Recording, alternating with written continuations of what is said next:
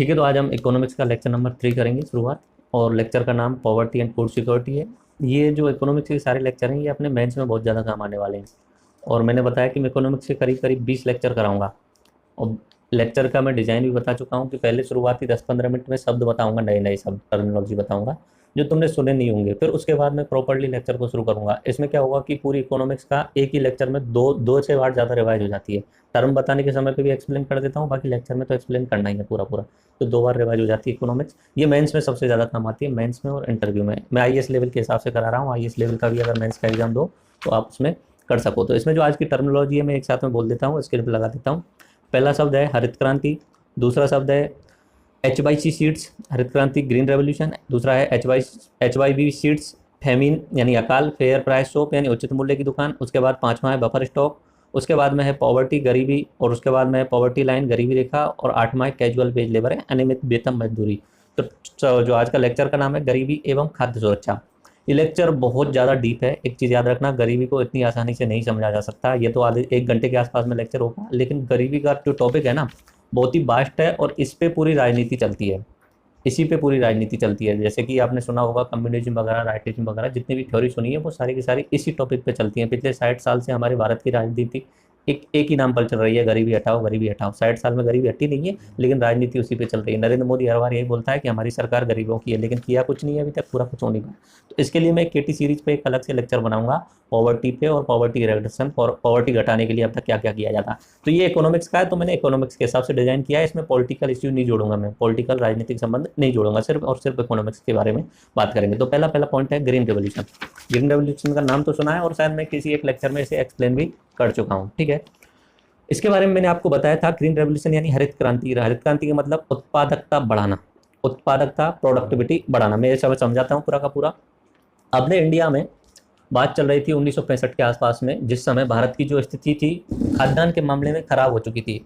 अपने उस समय प्रधानमंत्री थे लाल बहादुर शास्त्री, और उनके बाद में आ गई थी अपनी इंदिरा गांधी आ गई थी। ठीक है, तो भारत की स्थिति बहुत खराब थी उस समय। भारत के पास खाद्यान्न था नहीं, तो विदेशों से मंगाना पड़ रहा था, आयात करना पड़ रहा था, हमें यूएसए से मंगाना पड़ रहा था खाद्यान्न। और भारत के पास खुद के लिए खाने का अनाज नहीं था, एक तरीके से भीख मांगनी पड़ रही थी, यूएसए से भी फ्री में लेना पड़ रहा था। और दूसरी बिंदु ये है कि उस समय लड़ाई भी चल रही थी पाकिस्तान के साथ में। कौन सा युद्ध था वो? 1965 वाला युद्ध पाकिस्तान के। तो उस समय अपने जवाहरलाल वो लाल बहादुर शास्त्री ने एक नारा भी दिया था, क्या नाम था लाल? जय जवान और जय किसान। जय जवान किसके लिए? सैनिकों के लिए जो सेना पे लड़ रहे हैं। और खेती की हालत खराब है तो जय किसान। उसमें जय विज्ञान किसने जोड़ा था? अटल बिहारी वाजपेयी ने जय विज्ञान भी जोड़ दिया था उसमें बाद में। तो 1965 के आसपास में इधर की साइड में एक देश, वो उत्तरी अमेरिका है। उत्तरी अमेरिका के नीचे दक्षिण अमेरिका है। उत्तरी अमेरिका में नॉर्मली 3 देश हैं बड़े बड़े। ऊपर वाला कनाडा है, दूसरा यूएसए है, और तीसरा यहाँ पे मैक्सिको है। मैक्सिको नाम से एक देश है। ठीक है, कनाडा यूएसए के कितने राज्य बताए मैंने आपको? 50 राज्य मैं आपको बता चुका हूँ, नहीं बताया हूँ तो दोबारा सुन। ठीक है, 50 राज्य हैं इसमें। तो यहाँ पे मैक्सिको में एक नॉर्मल बोरलॉग नाम के एक व्यक्ति थे। उन्होंने इस तरीके के बीजों का इजाद कर लिया था जो अधिक उत्पादकता दें। 2 शब्द आएंगे अभी देखो, एक आएगा प्रोडक्शन, एक आएगा प्रोडक्टिविटी। प्रोडक्शन को हिंदी में क्या बोलेंगे? उत्पादन। और प्रोडक्टिव को उत्पादकता। दोनों में कुछ अंतर दिख रहा है आपको? पता है कुछ अंतर? बता सकते हो थोड़ा बहुत? देखो, 2 व्यक्ति हैं। इस व्यक्ति के पास में 10 बीघा खेत है। ठीक है, इधर की साइड में इस व्यक्ति के पास में 5 बीघा खेत है।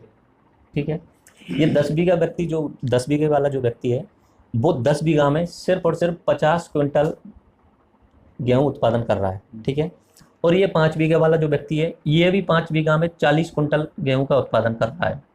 अब बताओ उत्पादन किसका ज़्यादा हो रहा है? उत्पादन किसका ज़्यादा हो रहा है? उत्पादन किसका ज़्यादा हो रहा है? मात्रा किसकी ज़्यादा है?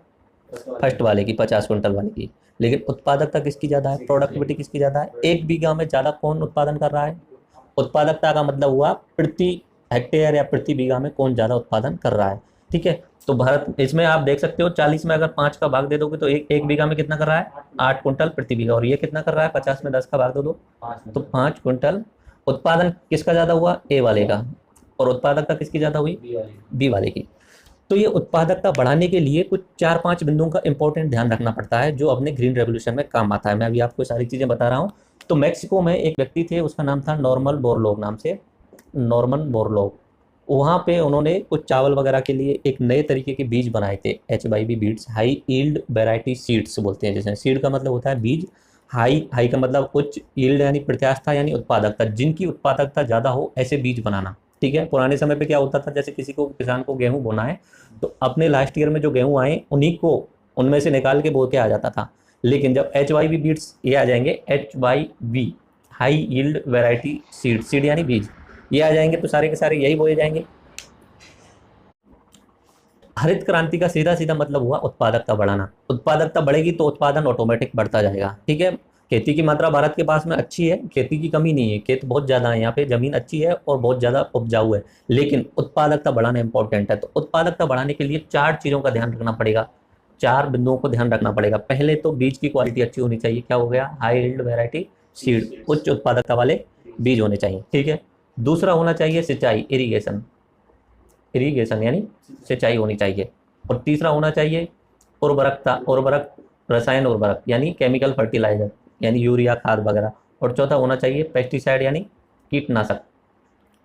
ठीक है, तो ये जब 4 चीज़ें मिल जाएंगी तो उसके बाद में क्या बढ़ जाएगी, ऑटोमेटिक क्या बढ़ेगी, उत्पादकता यानी प्रोडक्टिविटी बढ़ेगी। पहले 1 बीघा में अगर कोई 5 कुंटल निकाल रहा है, अब ये सारी चीज़ें यूज करने के बाद में वो 1 बीघा में ही 10 कुंटल भी ले सकता है, 12 कुंटल भी ले सकता है, तो उसकी उत्पादकता क्या हो जाएगी, बढ़ जाएगी। उत्पादकता बढ़ेगी तो उत्पादन तो ऑटोमेटिक बढ़ता ही जाएगा। आगे समझ में, भारत के पास में उत्पादन ठीक ठाक हो रहा था लेकिन उत्पादकता बहुत खराब थी भारत के पास में, यानी प्रोडक्टिविटी बहुत खराब थी। ये जैसे जैसे आ जाएंगे उसके बाद में उत्पादकता भी बढ़ जाएगी। आगे समझ में, ये बीज अच्छी क्वालिटी होने चाहिए, सिंचाई की सुविधा उपलब्ध होनी चाहिए। पहले बारिश पर निर्भर थी, अभी नहर खोद दो, नहर लगा दो, या उसके अलावा ट्यूबवेल वगैरह बना दो, या उसके अलावा कुछ ऐसा सिस्टम बना दो कोई पानी का सिस्टम वहाँ पहुँच जाए। उसके अलावा उर्वरक, रसायन, मैंने आपको सॉइल वाले लेक्चर में बताया था कि मिट्टी की उर्वरकता बनाए रखने के लिए कुछ खनिज तत्वों की आवश्यकता होती है, तो ये उसी की कमी की पूर्ति करेंगे। अगर मिट्टी में कोई कमी है उर्वरकता में तो उसकी पूर्ति करने के लिए यूरिया या ये सारी चीज़ यूज किए जाएंगे। तो मैंने उसमें आपको बताया था अगर क्षारीय हो गई है मिट्टी तो उसमें क्या डालना चाहिए,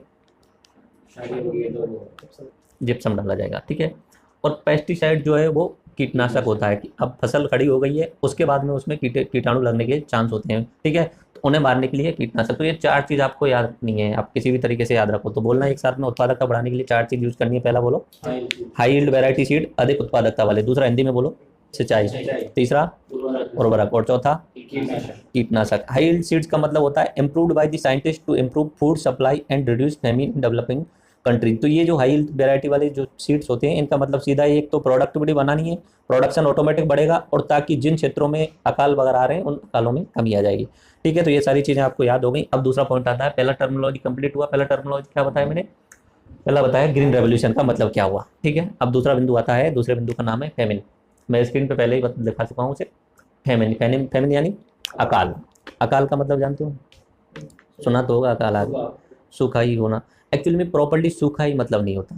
अकाल का मतलब केवल और केवल सूखे से अकाल नहीं होता। अकाल का मतलब होता है खाने के लिए पानी, खाने के लिए अनाज नहीं होना। दूसरा, पीने का जो पानी है वो अशुद्ध होना, जिससे कि बहुत सारी महामारियां फैल जाती हैं। अकाल का मतलब होता है बड़े लेवल पर लोगों की मृत्यु हो जाना, बिना काल के मृत्यु हो जाना, अकाल। आया समझ में, बिना काल के लोगों की मृत्यु हो जाना ये होता है अकाल। ठीक है, तो इसका मतलब होता है बड़े स्तर पर मृत्यु या तो भूख के कारण या महामारी के कारण। महामारी कुछ भी हो सकती है, जैसे किसी को एरिया में कुछ एक जैसे चूहे वगैरह मर जाते हैं तो कौन सी बीमारी फैल जाती है, प्लेग फैल जाता है। ठीक है, बाकी बड़े लेवल पर चिकनगुनिया, डेंगू वगैरह इस तरीके के रोग हो जाते हैं, महामारी वगैरह जैसे बोलते हैं। तो अकाल का मतलब बिना काल के मृत्यु हो जाना यानी अकाल। ठीक है, और उसका कारण हो सकता है या तो खाने की कमी यानी भूख हो सकती है, और दूसरा कारण हो सकता है बड़े लेवल का महामारी, यानी कुछ भी पानी अशुद्ध है तो पूरा का पूरा एरिया में पानी अशुद्ध होगा तो लोग मर जाएंगे। ठीक है, तो अकाल का जो कारण मैं बता चुका हूँ, मजबूरी में दूषित पानी पी रहे हैं, भोजन की कमी के कारण शरीर की जो रोग प्रतिरोधक क्षमता है वो कम हो जाती है। इम्यूनिटी सिस्टम सुना है, रोग प्रतिरोधक क्षमता सुना है कभी, इम्यूनिटी सिस्टम, रोगों से लड़ने की क्षमता। हमारे शरीर में एक ऑटोमेटिक ऐसी क्षमता होती है, लेकिन उसके लिए आपका भोजन संतुलित होना चाहिए। भोजन में जो 4-5 गुण होते हैं, जो पोषक तत्व होते हैं वो होने चाहिए। मैंने आपको बताए थे एक बार, पोषक तत्वों के नाम बता दीजिए। साइंस का टॉपिक है, अभी सिर्फ नाम बता रहा हूँ यहाँ पे बस। ठीक है, बताओ नॉर्मली सबसे जो इंपॉर्टेंट चीज़ क्या होती है भोजन में, कार्बोहाइड्रेट, उसके बाद में इसे वसा बोलते हैं। ठीक है, इसके बाद में प्रोटीन, उसके बाद में विटामिन, उसके बाद में मिनरल्स भी होते हैं। मिनरल यानी खनिज, छोटे छोटे खनिज की जरूरत होती है, और उसके बाद में पानी। इंपॉर्टेंट ये 3 है, कार्बोहाइड्रेट, प्रोटीन और विटामिन। कार्बोहाइड्रेट का काम क्या होता है जल्दी से बताओ, साइंस का टॉपिक है फिर भी। एनर्जी स्टोर करने का काम कार्बोहाइड्रेट, ठीक है, फैट जिसे बोल सकते हो, यानी कि आलू वगैरह होते हैं, घी वगैरह होता है, दूध वगैरह होता है, जिसमें कार्बोहाइड्रेट ज़्यादा मात्रा होती है। और उस कार्बोहाइड्रेट यानी एनर्जी का यूज नहीं करते हो आप, तो आपके अंदर फैट यानी वसा जमा होने लगती है और आप मोटे हो जाते हो, ठीक है। प्रोटीन का काम क्या होता है, प्रोटीन का काम होता है मांसपेशियों का विकास करना, ठीक है, मसल्स का डेवलपमेंट करना। प्रोटीन अगर सही नहीं मिल रहा है तो वो मसल्स का डेवलपमेंट रुक जाता है। इसमें कोई एग्जांपल बता सकते हो आप, अंडे वगैरह खाना या मांस वगैरह खाना। और सबसे इंपॉर्टेंट अगर आप शाकाहारी हो तो दाल, सबसे इंपॉर्टेंट दाल का मैं आगे स्वीट बताऊंगा। Vitamin A B C D बहुत सारी अलग अलग विटामिन होती हैं, ये अलग अलग चीज़ों के लिए यूज की जाती हैं। कोई इनकी में से कोई सी कमी रह गई, एक ही कमी रह गई तो कोई अलग रोग हो जाता है। ये साइंस का टॉपिक है, उस समय पढ़ेंगे। खनिज और पानी ये बाद का टॉपिक है, ठीक है, पानी वगैरह और ये सारी चीज़, तो ये तीन चीज़ आपको याद रहनी चाहिए बात, ठीक है। तो अगर भोजन में कोई कमी है, संतुलित भोजन नहीं है, तीनों चीज़ सही ढंग से नहीं मिल रही है, तो बीमारी हो सकती है। और बीमारी होने के बाद में कमी है तो रोग प्रतिरोधक क्षमता कम होगी, यानी इम्यूनिटी कम होगी। इम्यूनिटी कम होने का मतलब हुआ कि आप जो रोग हुआ है उससे लड़ नहीं पाओगे तो आपका शरीर कमजोर हो जाएगा, आप खत्म होने के चांस हो सकते हैं, ठीक है। एचआईवी का नाम याद है पूरा क्या है? हाँ, एचआईवी और एड्स एक ही चीज़ है, ठीक है। एचआईवी वायरस है, एड्स बीमारी है, ठीक है। एचआईवी वायरस होता है और एड्स क्या है, बीमारी है। एड्स का फुल फॉर्म बताओ, acquired immuno deficiency syndrome. Immuno deficiency, immuno यानी रोग प्रतिरोधक क्षमता, डिफिशियंसी यानी कमी, ठीक है। तो उस एचआईवी वायरस के कारण एड्स जो रोग है उसमें इम्यून रोग प्रतिरोधक क्षमता कम हो जाती है।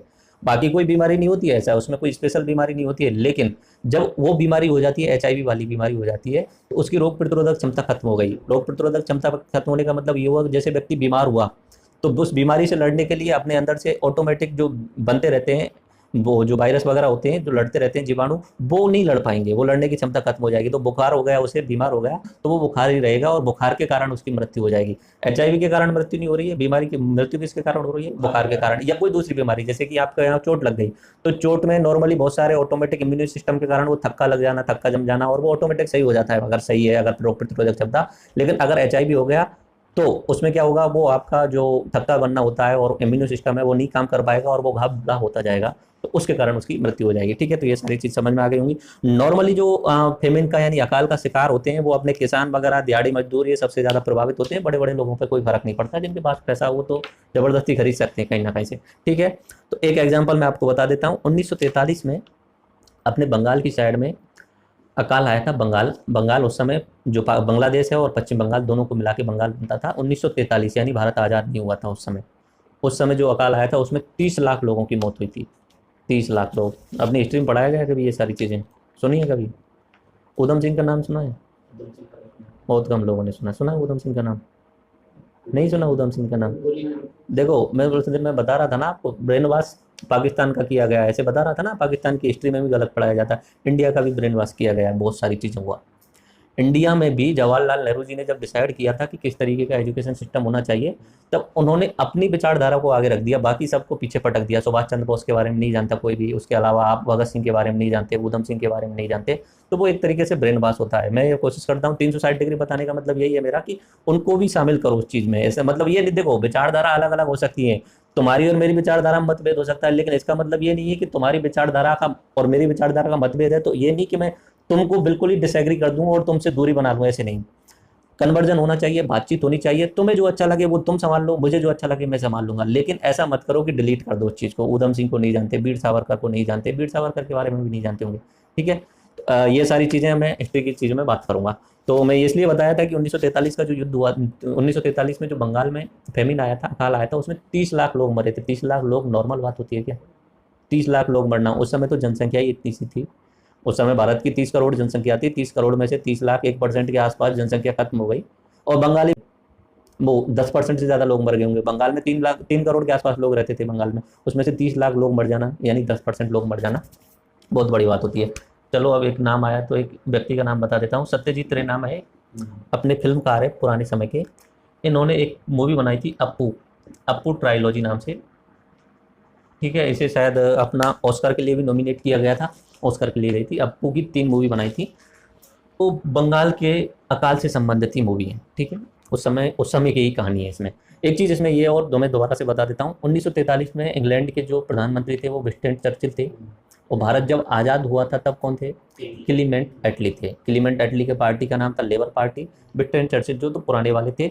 विंस्टन चर्चिल की कमी के कारण ही वो अकाल आया था, मेन कारण ये।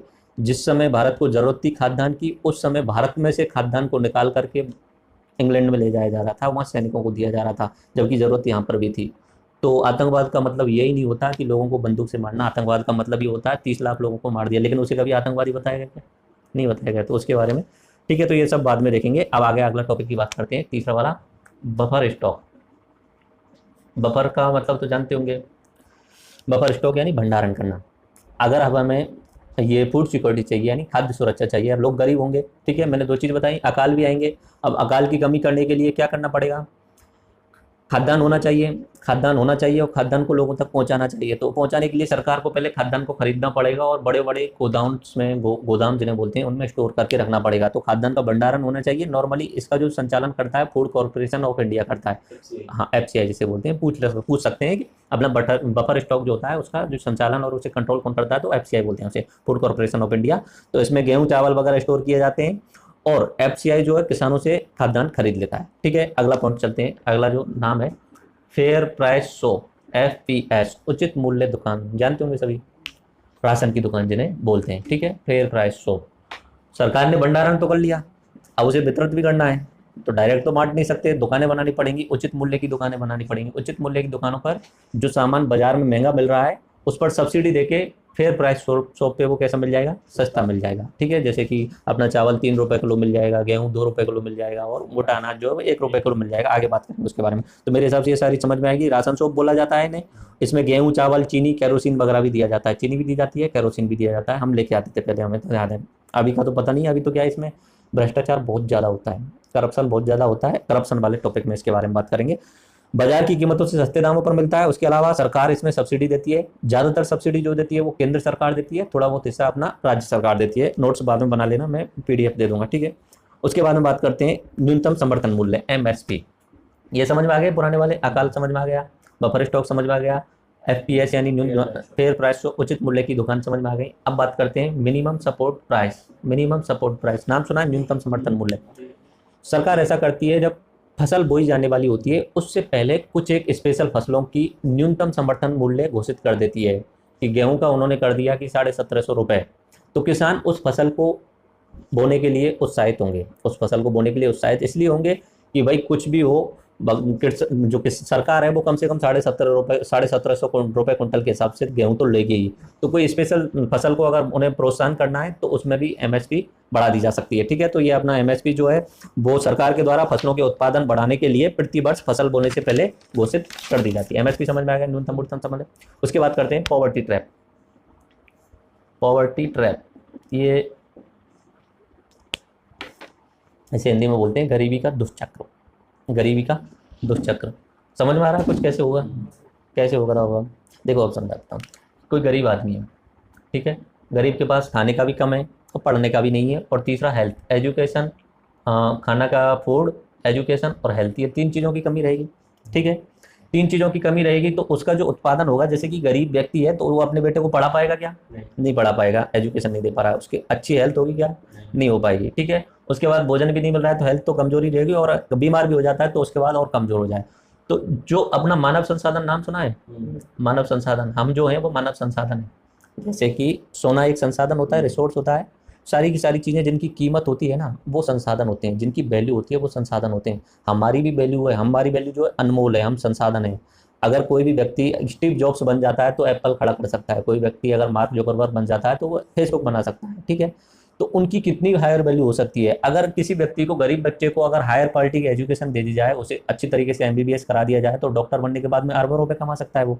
लेकिन यहाँ तो एजुकेशन मिली नहीं, तो उसका जो ह्यूमन कैपिटल बना, जो मानव पूंजी बनी, मानव संसाधन बना, वो लो क्वालिटी का बनेगा, ठीक है। लो क्वालिटी का बनेगा तो उसको बड़े लेवल के तो काम मिलने वाले नहीं है, तो वो मजदूरी वगैरह ही करेगा, छोटे छोटे काम करेगा, ठीक है। छोटे छोटे काम करेगा, नहीं, उसकी उत्पादकता जो रहेगी क्या रहेगी? उत्पादकता का तो मतलब समझ में आ रहा है, बता चुका हूँ। उत्पादन करना और उत्पादकता, तो उसकी उत्पादकता कैसी रहेगी? निम्न रहेगी। निम्न उत्पादकता रहेगी तो उसका जो कमाई कितनी होगी? कम इनकम होगी। अब कम इनकम रहेगी तो उसे फिर क्या हो जाएगा? फिर से वापस से वो गरीब हो जाएगा। फिर उसका जो बेटा आएगा वो सेम टू सेम उस चक्र में फंसता जाएगा, और ये चक्र चलता ही रहेगा। इस चक्र को तोड़ पाना बहुत मुश्किल होता है, क्योंकि उसके बाद में साधन नहीं है, ना एजुकेशन का साधन है, ना हेल्थ का साधन है। अब इसको चक्र को तोड़ने के लिए सरकार को हेल्प करनी चाहिए, सरकार को हेल्प करनी चाहिए। सरकार को फूड की सिक्योरिटी देनी चाहिए, एजुकेशन फ्री में देनी चाहिए और हेल्थ फ्री में देनी चाहिए। ये तीनों चीज़ सरकार को करनी चाहिए। कोशिश सरकार ने पिछले 60-70 सालों में की, लेकिन सही तरीके से डिलीवरी नहीं हो पाई, यानी नीचे तक पहुंच नहीं पाया। ऐसे तो अपना आरटी आ गया है, राइट टू एजुकेशन, सुना है, लेकिन फिर भी लोग नहीं पढ़ पा रहे हैं, पढ़ रहे हैं तो उनकी क्वालिटी नहीं है। क्वालिटी मैटर करती है, मेन चीज। उत्पादकता तब बढ़ेगी जब क्वालिटी होगी आपके पास में। किसी व्यक्ति ने इंजीनियरिंग कर ली, बस डिग्री ले ली, किसी व्यक्ति ने बीए की डिग्री ले ली, एमबीबीएस की डिग्री ले ली, लेकिन उसे समझ में ही नहीं आता है मैंने क्यों डिग्री ली है, क्या पढ़ा है, तो वो कोई कमाई कर सकता है, उत्पादकता बढ़ा सकता है ना।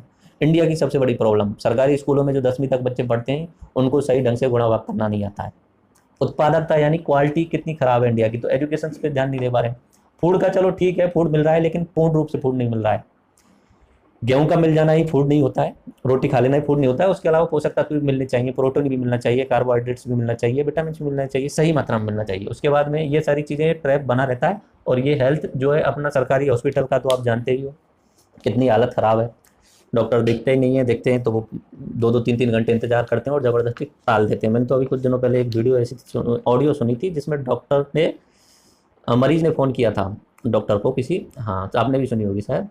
तो मरीज़ बोलता है डॉक्टर साहब इस वार्ड में मेरा इलाज नहीं हो रहा है, कोई बड़ा डॉक्टर होगा। तो डॉक्टर ने कहा अरे ऐसे कैसे हो सकता है, वार्ड में इलाज क्यों नहीं होगा, बात कराओ कौन है वहाँ पे डॉक्टर। मरीज़ ने उस जहाँ पे वो वार्ड में जो डॉक्टर अवेलेबल था उसको फ़ोन दे दिया। तो अब डॉक्टर और डॉक्टर की बात हो रही है, वो तीसरा व्यक्ति जो मरीज था वो अलग हो जाता है। डॉक्टर जो बड़ा डॉक्टर है वो छोटे डॉक्टर से बोला अरे क्या यार, ये क्या फसाद लगा रखी है यार, तुम कर दो इसका इलाज, नहीं हो रहा है इलाज तो कोई इंजेक्शन देके मार दो, बस खत्म करो। ये वीडियो ऑडियो थी और सच्ची में ऐसा ही होता है। डॉक्टर भगवान होने चाहिए, लेकिन डॉक्टरों ने अपना राक्षस बने हुए हैं इस समय पैसे कमाने पे उनका। Education system, health system, real estate system, इनमें सबसे ज़्यादा ब्लैक मनी है और ये सबसे ज़्यादा जो है अपना शोषण कर रहे हैं। तो एजुकेशन सिस्टम सुधारने के लिए तो हम कोशिश कर ही रहे हैं, थोड़ा बहुत चल जाए तो ठीक है। तो इससे जो सबसे ज़्यादा प्रभावित होने वाला है, ये एक पीढ़ी से दूसरी पीढ़ी चलती रहती है, ये जो सिस्टम होता है एक पीढ़ी से दूसरी पीढ़ी चलता रहता है, गरीबी का चक्र, और इससे निकल पाना बहुत मुश्किल होता है। तो इसमें कोई तीसरा व्यक्ति इंटरफेयर करे तभी निकल सकता है, यानी सरकार हेल्प करे तब निकल सकता है। तो नॉर्मली सबसे ज़्यादा अफेक्टेड कौन होते हैं, एक तो साहूकारों से कर्जा लेने वाले सबसे ज़्यादा अफेक्टेड होते हैं, क्योंकि साहूकार से कर्जा ले लिया, कर्जा नहीं चुका पाए तो इंटरेस्ट रेट जो है वो बहुत हाई है, तो उसके चक्कर में फंस गए वो। उसके अलावा खेती के लिए सिर्फ बारिश पर निर्भर रहने वाले लोगों को नुकसान होता है। अगर बारिश नहीं हुई तो खेती नष्ट तो फिर से कर्जा लेना पड़ेगा तो उसको चुकाना कम कठिन हो जाएगा। उसके अलावा जो मौसमी मजदूर होते हैं जिनको साल में 2-3 महीने के लिए ही काम मिलता है। ठीक है, ये सारी चीज़ें समझ में आ गई होंगी। थोड़ी देर में हम लेक्चर शुरू करने वाले हैं। ओरिजिनली ये सिर्फ अभी टर्मिनोलॉजी चल रही है, इसमें 2-2 बार रिवाइज हो जाता है। मैं 2-2 चीज़ें भी नहीं पढ़ी होगी, ठीक है, और पढ़ी भी होगी तो इतनी सारी चीज़ें समझ में नहीं आती है, तो 2-2 बार जरूरी है ये सारी चीज़ें। अब बात करते हैं पॉवर्टी लाइन यानी गरीबी रेखा। गरीबी रेखा निर्धारण किया जाता है कुछ एक मिनिमम आवश्यक वस्तुएं जो एक इंसान के लिए ज़रूरी होती हैं, अगर वो नहीं मिल रही हैं तो उसे गरीब माना जाएगा। जैसे कि खाना मिलना चाहिए पर्याप्त मात्रा में, सभी पोषक तत्वों के साथ में मिलना चाहिए, अगर वो नहीं मिल रहा है तो व्यक्ति क्या होगा, गरीब होगा। उसके अलावा पानी मिलना चाहिए, स्वच्छ पानी मिलना चाहिए, गंदा पानी नहीं, पोखर वगैरह में से यूज करके या तालाब वगैरह में से जो गंदा पानी होता है वो नहीं। उसके अलावा अपना मकान वगैरह रहने का शेल्टर होना चाहिए, ऐसे नहीं बाहर जो झोंपड़ियों वाले भी गरीब माने जाएंगे। और कुछ एक लोग तो ऐसे हैं जिनके पास कुछ भी नहीं होते, फुटपाथ वगैरह पे सोते हैं, सलमान खान ऊपर से गाड़ी चला देते हैं। ठीक है, पढ़ाई है ही अपनी खराब, जो मैं बता चुका हूँ, एजुकेशन सिस्टम जो है उसकी क्वालिटी बहुत खराब है। बिजली मिलनी चाहिए, न्यूनतम लेवल की तो बिजली मिलनी चाहिए। उसके अलावा इंटरनेट वगैरह भी आजकल जरूरी हो गया है। ठीक है, ये क्योंकि आज के टाइम पे इंफॉर्मेशन का जो जमाना है, तो ये मिनिमम बेसिक आवश्यकताएं, खाना पानी मकान पढ़ाई बिजली इंटरनेट, अगर इनका जो मिनिमम लेवल है वो नहीं मिल पा रहा है ना, तो उसे गरीब मान सकते हो। ठीक है, ये तो मैंने बहुत बड़े लेवल की बात बता दी कि खाना मिलना चाहिए, पानी मिलना चाहिए। ठीक है, उसके बाद में मैंने यहाँ भी मकान की, पढ़ाई की, बिजली की और इंटरनेट की बात की। एक बिल्कुल साधारण लेवल पे बोला जाए तो बस रोटी मिल जाए ना, वही गरीब। वो रोटी जिसको नहीं मिल रही वो गरीब है, जिसको खाना नहीं मिल रहा वो गरीब है। ये तो थोड़ा सा हाई डेफिनेशन हो गई, बड़े बड़े देशों में यूज की जाती है। इंडिया में तो खाना मिल जाए वही बहुत बड़ी बात है, यानी रोटी मिल जाए, खाना मिल जाए, उसके लिए गरीबी से बाहर निकल सकता है। तो इसके लिए 2 निर्धारण किए हुए हैं अपना। अगर कोई व्यक्ति शहरों में रह रहा है और अगर कोई व्यक्ति गाँव में रह रहा है, तो कम से कम दिन में शहरों में रहने वाले को 2100 कैलोरी एनर्जी वाला खाना चाहिए और गाँव में रहने वाले को 2400 कैलोरी एनर्जी वाला। ये आप याद रख लेना क्योंकि एग्जाम में पूछा जाता है। पानी ले लो। ठीक है, तो ग्रामीण क्षेत्र का आप याद रखना कितनी कैलोरी मिनिमम चाहिए, 2400 कैलोरी, और शहरी क्षेत्रों में 2100 कैलोरी मिनिमम चाहिए। शहरी क्षेत्रों में कम क्यों चाहिए, पता पड़ रहा होगा, स्टैंडर्ड रहने का तरीके से अंतर आ जाता है, तो उसको इतनी एनर्जी खर्च नहीं हो पाती। गांव में एनर्जी ज़्यादा वेस्ट होती है, किसान वगैरह होते हैं, तो वो अपने इंडिया में अपना जो भी रिसर्च करके ये पूरा डाटा निकाला गया है। एक बात करते हैं कैजुअल वेज लेबरर, यानी आकस्मिक वेतन मजदूरी होती है, जैसे किसान वगैरह, उनको कुछ ही समय पे कोई वेतन वगैरह मिलता नहीं है, फिक्स वेतन होता नहीं है। चाय बागान में काम करने वाले 2 महीने 3 महीने के लिए काम मिलता है, तो जिनको एक तरीके से कुछ समय के लिए काम मिलता है और उस काम का भी वेतन फिक्स नहीं होता है, कभी ज़्यादा हो जाता है कभी कम हो जाता है। तो ये होते हैं आकस्मिक वेतन मजदूर यानी कैजुअल वेज लेबर। ये आपकी मेरे हिसाब से सारी चीज़ें समझ में आ गई होंगी। और अब हम लेक्चर शुरू करते हैं। तो अब तक क्या पढ़ रहे थे जब लेक्चर शुरू ही नहीं किया? तो टर्मिनोलॉजी देखो, मैं दो बार बता देता हूँ ये सारी चीज़ें।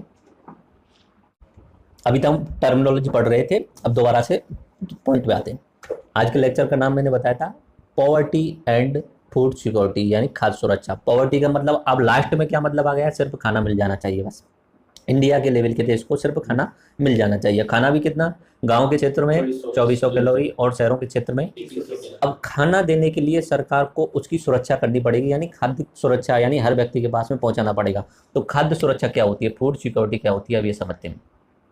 खाद्य सुरक्षा, इसके लिए 3 टर्म्स आते हैं जिसे बोलते हैं triple A. Triple A, triple A का मतलब हुआ अवेलेबिलिटी ऑफ फूड, यानी भोजन की उपलब्धता। ठीक है, पहली बात तो उत्पादन होना चाहिए, अवेलेबिलिटी।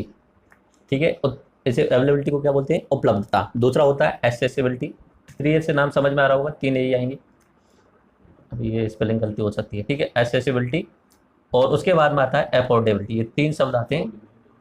अफोर्डेबिलिटी स्क्रीन पे लगा देता हूँ मैं, आप वो देख लेना। ठीक है, तो पहला जो है एबिलिटी, फूड होनी चाहिए, खाना उपलब्ध होना चाहिए। खाना उपलब्ध होने के लिए पहली बात तो उत्पादन होना चाहिए फसलों का, गेहूं का, चावल का सही ढंग से उत्पादन होना चाहिए। उत्पादन करने के लिए ग्रीन रेवोल्यूशन लेके आना पड़ा। अब ग्रीन रेवोल्यूशन आ गया तो उसके बाद में भारत में उत्पादन तो बढ़ गया, थोड़ी थोड़ी उत्पादकता भी बढ़ गई, लेकिन कुछ एक क्षेत्रों में वो असमानता भी हो गई थी। मैंने आपको कभी बताया था, आगे भी बात करता हूँ। उसके बाद में फूड का इम्पोर्ट होना चाहिए। अगर खाना अगर पूर्ण रूप से उत्पादन नहीं कर पा रहे हैं तो कहीं ना कहीं विदेश से लो। जैसे कि गेहूं का एग्जाम्पल ले लेता हूँ मैं यहाँ पे। पहला काम क्या बताया, उत्पादन करो, उत्पादन सही ढंग से करो,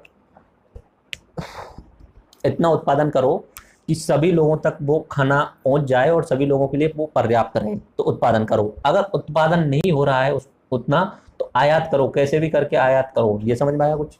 अगर दालें आप अपने यहाँ पे पैदा नहीं कर पा रहे हो तो कहीं से लेके आओ ताकि लोगों तक पहुंच हो जाए उसकी, ये सरकार का काम है। और तीसरा होता है भंडारण, यानी बफर स्टॉक, बड़े लेवल पर भंडारण करके रखो। अगर अगले साल अकाल आ जाए तो अगले साल सभी लोगों तक उसकी अवेलेबिलिटी हो जाए, यानी उपलब्धता हो जाए। तो इसमें 3 चीज रहेंगी, उत्पादन सही ढंग से करो, अगर उत्पादन नहीं हो रहा है तो आयात रखो, और भंडारण भी बड़े ढंग से रखो। तो ये आपको ट्रिपल ए है इसका, फूड सिक्योरिटी का मतलब अवेलेबिलिटी, उपलब्धता, एक्सेसिबिलिटी यानी पहुंच। पहुंच यानी सभी लोगों तक पहुंचना चाहिए। अगर यहाँ पे भंडारण रखा है इसका मतलब ये थोड़ी कि गांव के लोगों तक वो पहुंच गया खाना। अब वो भंडारण से गांव के लोगों तक भी पहुंचना चाहिए। कोई ढाणी में रह रहा है वहां तक पहुंचना चाहिए, बिल्कुल एक ट्राइबल एरिया में रह रहा है वहां तक पहुंचना चाहिए। तो उसके लिए क्या सिस्टम बनाना पड़ेगा अपना, fair price shop. Fair price shop, और इस सिस्टम बोलते हैं पब्लिक डिस्ट्रीब्यूशन सिस्टम, सार्वजनिक वितरण प्रणाली। सभी लोगों के लिए वितरण यानी बांटने की जो प्रणाली है उसे क्या बोलते हैं, पब्लिक डिस्ट्रीब्यूशन सिस्टम, सार्वजनिक वितरण प्रणाली। तो ये सभी जगह सभी व्यक्तियों के लिए पहुंच होनी चाहिए। उसके अलावा खरीदने की क्षमता होनी चाहिए। खरीदने की क्षमता भी होनी चाहिए वो लोगों के पास में, यानी लोगों की इतनी इनकम तो होनी चाहिए कि लोग खरीद सकें उस चीज़ को। ठीक है, अगर गेहूं अगर 20 रुपए किलो मिल रहा है और घर में 5 सदस्य हैं, 5 किलो खरीदना है, व्यक्ति की इनकम है ही नहीं 100 रुपए, तो वो कैसे खरीद पाएगा? यानी अफोर्डेबिलिटी, यानी उसको खरीदने की क्षमता होनी चाहिए। तो इसे पर्याप्त पैसा होनी चाहिए, तो खाद्य सुरक्षा तब पूरी होगी। आगे समझ में, खाद्य सुरक्षा का मतलब 3 चीज होनी चाहिए। पहले तो उपलब्ध होना चाहिए, ठीक है, उसके बाद पहुंचना चाहिए, और जो ले रहा है उसके पास में कम से कम पर्याप्त मात्रा में पैसे होने चाहिए। ठीक है, इसके लिए क्या किया, उत्पादन हो, आयात हो या भंडारण कर लो। और इसके लिए क्या किया, अपना पीडीएस सिस्टम बना दिया, एफपीएस। इसके लिए कुछ ना कुछ कोई सरकार मजदूरी की कोई ना कोई योजना चलाए, मनरेगा वगैरह योजना चलाए, कुछ ऐसी योजना चलाए ताकि लोग थोड़ा बहुत तो कमा सकें जितना उन्हें लेना है उस हिसाब से। आगे समझ में, ये तीनों अगर हो जाएंगी किसी भी व्यक्ति के पास में तो वो फूड सिक्योरिटी में रहेगा, यानी उसके लिए खाद्य की सुरक्षा रहेगी। तो मेरे हिसाब से समझ में आ गया। 20वीं सदी की 2 घटनाएं सबसे ज़्यादा इंपॉर्टेंट हैं। 1943 में, अपनी पॉवर्टी से संबंधित बात कर रहा हूँ मैं, 1943 में बंगाल में अकाल आया था। बंगाल में कितने लोग मरे थे उसमें? 30 लाख लोग मरे थे। कौन प्रधानमंत्री था वहाँ का? Winston Churchill. विंस्टन चर्चिल के बारे में एक चीज़ और बता देता हूँ। हम जो सुनते हैं ना कि महात्मा गांधी जी ने भारत को आज़ाद करा दिया, महात्मा गांधी, सुना होगा कभी गाना कि दे दी हमें आज़ादी बिना खड़ग बिना ढाल। कौन थे बिना खड़ग बिना ढाल वाले? महात्मा गांधी जी थे। उन्होंने आज़ादी दिलाई थी क्या? उनकी वजह से उनकी वजह से आज़ादी मिली है क्या? नहीं। यही तो मैं बोल रहा हूँ, ब्रेन वॉश हमारा भी हुआ है, हमारे दिमाग में भी यही भरा गया है कि उन्होंने, उनकी वजह से बिल्कुल भी आज़ादी नहीं मिली। मेरा जो लोगो है उसमें महात्मा गांधी का बड़ा फोटो लगाया है मैंने। आज़ादी से ज़्यादा इंपॉर्टेंट होता है नेशन बिल्डिंग। यानी राष्ट्र का निर्माण। महात्मा गांधी ने राष्ट्र निर्माण में बहुत बड़ा योगदान दिया था। अगर देश बनाया है तो महात्मा गांधी ने बनाया है। आज़ादी में महात्मा गांधी का योगदान नहीं था इतना ज़्यादा। विंस्टन चर्चिल जो 1943 में जो वहाँ के प्रधानमंत्री थे, वो 1945 में जब चुनाव हुए थे तब हार गए थे वो इंग्लैंड में। और उसके बाद जो आए थे क्लीमेंट एटली, वो लेबर पार्टी के थे और वो उपनिवेशवाद का विरोध भी करते थे। लेबर पार्टी यानी मजदूरों की पार्टी, तो किसी को गुलाम बनाना उन्हें पसंद भी नहीं था। दूसरा, इंग्लैंड के लिए उस समय जो जो द्वितीय विश्व युद्ध हुआ था उसकी हालत बहुत खराब हो चुकी थी, बहुत ही ज़्यादा हालत खराब हो चुकी थी। उसको उपनिवेशों को संभालना कठिन हो रहा था, तो उनके सैनिकों के मारे जाने के डर लगने लगा था, तो इसलिए वो भारत को सबसे पहले छोड़ना पड़ा उन्हें। ठीक है, तो महात्मा गांधी का आज़ादी में बड़ा योगदान नहीं है, उनका बड़ा योगदान किसमें? नेशन बिल्डिंग में, राष्ट्र निर्माण में, जो सबसे ज़्यादा इंपॉर्टेंट। आज़ादी बाद में, पहले मनुष्य बनो, ठीक है, राष्ट्र बनाओ पहले। भारत को अगर निर्माण करने में किसी ने योगदान दिया तो ब्रेन वॉश वाली ये है कि दीदी बिना खड़क बिना डाल के हमें आज़ादी नहीं मिली है। आज़ादी में सुभाष चंद्र बोस का बहुत बड़ा योगदान था। उन्होंने अपनी एक फौज बनाई थी, नाम याद क्या? आजाद हिंद फौज। ठीक है, उधर से आक्रमण किया था, अंडमान निकोबार को जीत लिया था, मिजोरम और त्रिपुरा की साइड में भी आक्रमण किया था। थोड़ा बहुत वहाँ पे हार गए थे पहाड़ी इलाके में और वापस चले गए थे वो। ठीक है, कितनी मेहनत की थी उन्होंने, कुछ याद है कितनी मेहनत की थी उन्होंने? ये टॉपिक अलग चला जाएगा। यहाँ से जैसे कि ये अपना इंडिया है, ठीक है, यहाँ पे वो बंगाल में कलकत्ता में रहते थे सुभाष चंद्र बोस। कलकत्ता से निकले थे, कलकत्ता में अंग्रेजों ने उन्हें नज़रबंद कर दिया था उनके घर के अंदर। वो आईसीएस से इंडियन सिविल सर्वेंट थे, यानी आईएएस की जो पोस्ट होती है उन्होंने 19 साल की उम्र में क्लियर कर लिया था। कुछ समय बाद में उन्होंने वो जॉब छोड़ दिया था कलेक्टर वाला। ठीक है, उसके बाद में कांग्रेस में शामिल हो गए थे, कांग्रेस में साथ रहते थे, लेकिन उनकी और गांधी जी के मतभेद हो गए थे तो उन्होंने कांग्रेस भी छोड़ दिया। अंग्रेजों ने उन्हें यहाँ पर अपने घर में, उनके घर में कैद कर दिया था, लेकिन वो उस नजरबंद में से भी छुड़ा करके निकले थे। यहाँ गए थे पहले तो अफगानिस्तान से पैदल निकले थे रूस की साइड होते हुए, और इधर की साइड में जर्मनी पहुंचे थे। किससे मिलने? हिटलर से मिलने पहुंचे थे। क्यों मिलने पहुंचे थे? क्योंकि उस समय द्वितीय विश्व युद्ध चल रहा था। द्वितीय विश्व युद्ध में अंग्रेजों ने भारत से बिना पूछे भारतीय सैनिकों को शामिल कर दिया था। भारत की उस समय 13 लाख की सेना थी, उसमें शामिल कर दिया था। तो जब द्वितीय विश्व युद्ध चल रहा था तो इधर की साइड से, इंग्लैंड की साइड से भारतीय लोग लड़ने आते थे, और जर्मनी बहुत ताकतवर था, तो जर्मनी इंग्लैंड वालों को हरा देता, तो भारतीय लोगों को क्या गुलाम बना लेता था, बंधक बना लेता था। 1971 वाले युद्ध में भी बताया मैंने, 90,000 सैनिकों ने समर्पण किया था, तो बंधक बना लेता था। तो ये जो था, सुभाष चंद्र बोस बोलता था दुश्मन का दुश्मन क्या है? अपना दोस्त है। ठीक है, कोई भी तरीका हो, आज़ादी लेनी है, तरीका कोई भी हो। महात्मा गांधी कहते हैं कि तरीका अच्छा होना चाहिए तभी आज़ादी प्राप्त करेंगे, लेकिन आज़ादी अगर लेनी है, अगर कोई राजनीति अगर चलानी है, तो तरीका कोई भी हो, राजनीति में कभी कोई नियम फॉलो नहीं किए जा सकते। ये सिर्फ और सिर्फ एक दूसरे की तुलना के रूप में चलता है। जो ज़्यादा अच्छा तरीका यूज कर लेगा वही आगे निकल जाएगा। ठीक है, तुम अगर नियमों पर रह गए तो दूसरा वाला तुम्हें हरा देगा बिना नियमों का यूज किए हुए। तो यहाँ से अपने सुभाष चंद्र बोस ने जर्मनी में बात की हिटलर से, जर्मनी के बाद में अपने यहाँ पर गए थे इटली में मुसोलिनी से मिले थे। उसके बाद में पनडुब्बी में बैठ के अंडरग्राउंड, क्योंकि अंग्रेज भी ढूंढ रहे थे उन्हें, पूरे अफ्रीका को पार करते हुए नीचे की साइड से निकलते कहाँ पहुंचे? जापान। 3 ही देश तो थे अपना एक हुआ जर्मनी, एक हुआ इटली और एक हुआ जापान। 3 देश एक साइड से लड़ रहे थे। जापान में पहुंचे, जापान में उन्होंने अपनी सेना बनाई। जापान के बाद में अपने सिंगापुर यहाँ आए। सिंगापुर से उन्होंने अंडमान निकोबार द्वीप समूह पर हमला किया। उसके बाद में यहाँ पे अपने पूर्वोत्तर वाले राज्यों पर ब्रिटिश सेना पर हमला किया। तो मेरे हिसाब से ये सारी चीज़ समझ में आ गई होगी आपको। अपना इसमें जो आज़ादी है उसमें गांधी जी का योगदान नहीं है। विंस्टन चर्चिल के बारे में बात कर रहा था। विंस्टन चर्चिल भारत जब आज़ाद हो गया था उसके 5 या 6 साल बाद भारत आए थे। तब उनसे किसी व्यक्ति ने, पत्रकार ने पूछ लिया था कि महात्मा गांधी का कितना योगदान है आज़ादी में। तब विंस्टन चर्चिल ने ओपनली कहा था कि महात्मा गांधी का 0 योगदान है आज़ादी में। महात्मा गांधी के कारण आज़ाद नहीं हुआ भारत, हमारी मजबूरियों के कारण आज़ाद हुआ है। और अपना सुभाष चंद्र बोस, जिनके कारण हम डर गए थे, और जो भारत की जो सेना थी वो खुद से विद्रोह करने लग गई थी। इंडियन नेवी में यहाँ पे मुंबई में 1945 में विद्रोह हो गया था। तो अंग्रेजों को डर था किसी दिन ये पूरी आर्मी विद्रोह कर गई तो सभी अंग्रेज अधिकारियों को खत्म कर देंगे, तो उन्हें डर लगने लग गया था।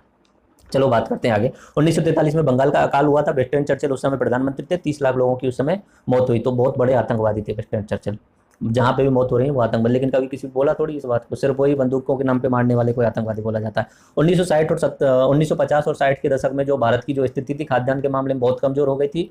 तो प्रधानमंत्री लाल बहादुर शास्त्री और उसके बाद में इंदिरा गांधी जी ने अपने MS स्वामीनाथन जी को बुलाया कि भाई कुछ भी करो, अपने हाई यील्ड वैरायटी के लेके आओ, सिंचाई के साधन उपलब्ध कराओ, रासायनिक उर्वरक उपलब्ध कराओ और पेस्टिसाइड्स उपलब्ध कराओ। तो भारत में ग्रीन रेवोल्यूशन की शुरुआत हो गई। मैं आपको करंट अफेयर्स वाला जब टॉपिक बढ़ा रहा था तब एक नरेंद्र मोदी की एक बात और बताई थी, ग्रीन रेवोल्यूशन की जगह अभी क्या लेके आना चाहिए? एवरग्रीन, सदाबहार। ग्रीन रेवोल्यूशन के पॉजिटिव भी हैं और नेगेटिव भी हैं, ये आपको समझ में आ गया होगा। पॉजिटिव में आपको मैं बता देता हूँ, खाद्यान्न में हम भारत स्वनिर्भर हो गया था। खाद्यान्न में हम स्वनिर्भर हो गए थे, खाद्यान्न उत्पादन बढ़ गया, उत्पादकता बढ़ गई, ठीक है। दूसरा इसमें ये हुआ कि किसानों की आय बढ़ गई, ठीक है। ये तो इसके फायदे हो गए थे, नॉर्मली उत्पादन बढ़ना, किसानों की आय बढ़ना। इसके नुकसान भी हो गए थे। क्षेत्रीय असमानता बढ़ी। क्षेत्रीय असमानता क्यों बढ़ी? क्योंकि इन सारी चीज़ों के लिए मतलब अगर हाई क्वालिटी के बीज खरीदने, सिंचाई करनी है, उसके अलावा टेक्नोलॉजी, ट्रैक्टर वगैरह जुताई के लिए, तो इनके लिए पैसा चाहिए। पैसा जिन जिन लोगों के पास में था, जिन जिन क्षेत्रों में था, वो आगे निकल गए। पंजाब वाला क्षेत्र, हरियाणा वाला क्षेत्र, और इधर वाला कौन सा, पश्चिमी उत्तर प्रदेश, पश्चिमी उत्तर प्रदेश। बाकी इनके लिए सिंचाई भी चाहिए, तो यहाँ पे नदियों की कोई कमी नहीं थी, तो उन्होंने नहरें निकाल दी। तो ये वाले जो क्षेत्र थे बहुत आगे निकल गए। इधर की साइड में क्या था, पैसा नहीं था, पूर्वी उत्तर प्रदेश, बिहार, पश्चिम बंगाल, और सिंचाई की सुविधाएं भी उपलब्ध नहीं करा पाए, तो ये क्या हो गए, गरीब होते चले गए, ठीक है। तो ये मेरे हिसाब से आपको समझ में आ गया होगा। और एक चीज मैं आपको पहले ही बता चुका हूँ, जो गरीब है वो उसे गरीबी से बाहर निकलना मुश्किल हो जाता है, क्योंकि गरीबी का चक्कर है। गरीब गरीब होता जाता है, अमीर अमीर होता जाता है, ठीक है। ग्रीन रेवोल्यूशन को दोबारा से समझाता हूँ मैं आपको। 1960 के दशक में खाद्यान्न की कमी हुई, तो विदेशों से आयात करना पड़ा, इसलिए हरित क्रांति की शुरुआत करनी पड़ी। लाल बहादुर शास्त्री ने जय जवान जय किसान का नारा दिया था। 1965-66 में अपनी इंदिरा गांधी प्रधानमंत्री थी, तो उस समय कुछ एक घटना ऐसी हुई थी। नॉर्मल बोरलॉग जो था वो कहाँ का था, मैक्सिको का था। तो विश्व में हरित क्रांति का जनक किसे माना जाएगा, नॉर्मल बोरलॉग को। फिर इंदिरा गांधी ने एम एस स्वामीनाथन जी को बोला कि आप भारत में हरित क्रांति लाई जाए, तो भारत में हरित क्रांति का जनक कौन हो गया, एम एस स्वामीनाथन। उस समय प्रधानमंत्री कौन थी, इंदिरा गांधी। और अपने एग्रीकल्चर मिनिस्टर थे चिदम्बरम सुब्रमण्यम, इस तरीके से उनका नाम था, साउथ के थे। तो उन्होंने भी बहुत बड़ा, क्योंकि एग्रीकल्चर का मिनिस्ट्री नाम याद रखना जरूरी होता है। बाकी तो दो नाम तो याद रख लो, एम एस स्वामीनाथन और नॉर्मल बोरलॉग। बाकी तो ये मैं बता ही चुका हूँ कि ग्रीन रेवोल्यूशन में क्या होता है, हाई यील्ड वैरायटी सीड होने चाहिए, सिंचाई होनी चाहिए, फर्टिलाइजर होनी चाहिए, और पेस्टिसाइड। ये चारों चीज आपको याद रहनी चाहिए हर कंडीशन में। फायदे भी बता चुका हूँ और इसमें नुकसान भी बता चुका हूँ। फायदे ये खाद्यान्न में स्वनिर्भर हो गए, खाद्यान्न बढ़िया हो गया, हमारा बफर स्टॉक हो गया गोडाउन में, पूर्ण रूप से गेहूं और चावल बढ़िया मात्रा में आजकल रखे जाते हैं। उसके अलावा किसानों की आय बढ़ गई, उत्पादन बढ़ गया। नुकसान क्या हुआ, क्षेत्रीय असमानता बढ़ी, यानी अपना हरियाणा अमीर हो गया, पंजाब अमीर हो गया, केरल में सुविधाएं बढ़ गई, तो केरल भी आगे निकल गए। उधर की साइड में बिहार में वो सारी चीजें सुविधाएं नहीं मिल पाई, सिंचाई वगैरह की, तो बिहार, पश्चिम बंगाल ये गरीब होते चले गए, ठीक है। जल स्तर नीचे चला गया, ये भी इसका नुकसान हुआ। पहले तो जो था अपना जल स्तर जो बहुत काफी ऊंचा रहता था, 5 फुट पे ही पानी निकल जाता था, अब तो 60-60, 70-70, 100-100 फुट तक पानी नहीं निकलता। तो जल स्तर क्यों कम हो गया, सिंचाई का दुरुपयोग हुआ, सिंचाई सही ढंग से नहीं की किसानों ने। ये मैं आगे बात करेंगे सॉइल वाले लेक्चर में, कभी नहीं, आगे कभी और लेक्चर में बात करेंगे तो क्यों इतना जल स्तर नीचे हुआ, ठीक है। उसके बाद में मृदा की उत्पादकता कम हो गई, ठीक है। मृदा की उत्पादकता घट गई, उत्पादकता घटी, मैंने यहाँ पे बढ़ी हुई लिखा हुआ है, ये गलत लिखा हो। मृदा की उत्पादकता जो घट गई, कारण क्या रहा, क्योंकि हम जो फर्टिलाइजर्स यूज कर रहे हैं वो मृदा को नुकसान कर रहे हैं। कुछ समय तक तो फायदा है, लेकिन धीरे धीरे उनके लिए वो फर्टिलाइजर की आदत जरूरी हो गई है। अगर फर्टिलाइजर यूज नहीं करोगे तो उसके बाद में आपको वो जो उत्पादन है वो सही ढंग से नहीं मिलने वाला है। Food security in India, Bharat में खाद्य सुरक्षा, ये समझ लिए। 3A तो आप समझ में आ गए, फूड सिक्योरिटी का मतलब क्या होता है वो समझ में आ गया। आप बात कर रहे हैं इन इंडिया। 3A का मतलब पहला क्या हुआ, अवेलेबिलिटी, यानी उपलब्ध होना चाहिए खाद्यान्न। दूसरा क्या हुआ, एसेसिबिलिटी, यानी पहुंच होनी चाहिए सब तक। और तीसरा क्या हुआ, अफोर्डेबिलिटी, यानी उन्हें खरीदने की क्षमता होनी चाहिए। उसके लिए आप सरकार को बफर स्टॉक बनाने पड़ेंगे, बफर स्टॉक बनाने पड़ेंगे चावल के, गेहूं के, और इसे कौन कंट्रोल करेगा, अपना फूड कॉर्पोरेशन ऑफ इंडिया। उसके बाद मैंने बात की थी पब्लिक डिस्ट्रीब्यूशन सिस्टम, यानी पीडीएस। दो चीज होनी चाहिए अगर भारत में फूड सिक्योरिटी रखनी है, लोगों तक पहुंचानी है। पहले बात तो भंडारण बनाओ, दूसरा पब्लिक डिस्ट्रीब्यूशन सिस्टम बनाओ। पब्लिक डिस्ट्रीब्यूशन सिस्टम के लिए राशन की दुकानें बनानी पड़ेंगी। राशन की दुकानों में अपने इंडिया में जो है 4.6 लाख यानी 4.5 लाख के आसपास में राशन की दुकान है। ज्यादातर गाँव में अपना डीलर वगैरह ये काम करते हैं, ठीक है। तो इस पे उचित मूल्यों की दुकानों पे सस्ते दामों पर गेहूं मिलते हैं, सस्ते दामों पर चावल मिलते हैं, सस्ते दामों पर चीनी, केरोसिन वगैरह मिलती हैं। इन्हें एफपीएस बोलते हैं। बीज के जो रुपए दे रहे हैं, सस्ते दाम, जो सस्ते दाम है वो बीज के जो रुपए दे रही है अनुवृत्ति यानी सब्सिडी दे रही है, वो कौन दे रहा है, केंद्र सरकार दे रही है। नॉर्मली ज्यादातर कंडीशन में केंद्र सरकार देती है, कुछ एक योजनाएं राज्य सरकार भी लगा देती है, तो राज्य सरकार भी उसमें दे देती है। अब इसमें क्या है कि पीडीएस सिस्टम जो बहुत ज्यादा भ्रष्ट है, इसे मैं भ्रष्टाचार वाले लेक्चर में ही बताऊंगा, केटी सीरीज में भ्रष्टाचार वाला लेक्चर बनाऊंगा, क्योंकि बहुत बड़ा लेक्चर है, उसमें शामिल कर लूंगा, अब यहाँ पे ज्यादा बड़ा हो जाएगा। तो तमिलनाडु और छत्तीसगढ़ में जो अपना ये सिस्टम है, पीडीएस सिस्टम बहुत अच्छा है, बाकी ज्यादातर राज्यों में खराब है, ठीक है। पीडीएस सिस्टम में भ्रष्टाचार इस तरीके से होता है, जो डीलर होता है ना, उसके बाद जो खाद्यान्न आता है, पहले तो निश्चित सी बात है वो खुद उसमें से निकाल लेता है, ट्रॉली वगैरह आती है उसमें से बोरी वगैरह पहले ही निकाल लेता है वो, ठीक है। दूसरा, कुछ एक लोग जो होते हैं उनको वो पहुंचाता नहीं है, उसे या उसके पास आते नहीं है, तो उनका उसको मिसयूज कर लेता है। जब उसके पास में 2 रुपए किलो गेहूं आ रहा है और बाजार में कितने में जा रहा है, वो 20 रुपए किलो में जा रहा है, 18 रुपए का फायदा होने वाला है ना।